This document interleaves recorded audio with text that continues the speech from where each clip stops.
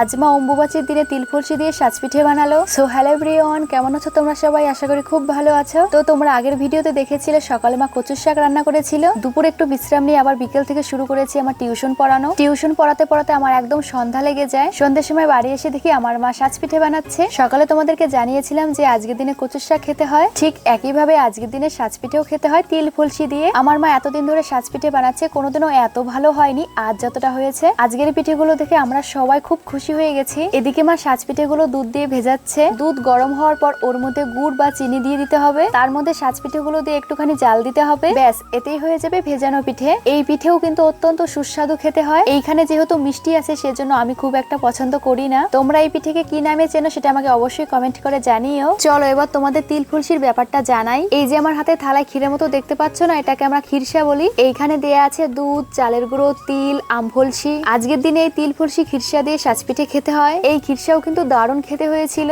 আজকের দিনে কি কি খেতে হয় সেটা তোমাদেরকে ভিডিও করে দেখালাম, কিন্তু খাওয়া ছাড়াও আরো অনেক কিছু নিয়ম আছে। এই যেমন ধরো আজকের দিনে মাটি কোপাতে নেই, অর্থাৎ মাটিকে আঘাত করতে নেই। আরো টুকিটাকি অনেক কিছু নিয়ম আছে। তোমাদের আজকের দিনে কি কি নিয়ম পালন করে সেটা আমাকে একটু কমেন্ট করে জানিও। তো যাই হোক, ভিডিওটা কেমন লাগলো জানিও। দেখা হচ্ছে পরবর্তী কোনো ভিডিওতে। ততক্ষণের জন্য টাটা, ভালো থেকো সবাই।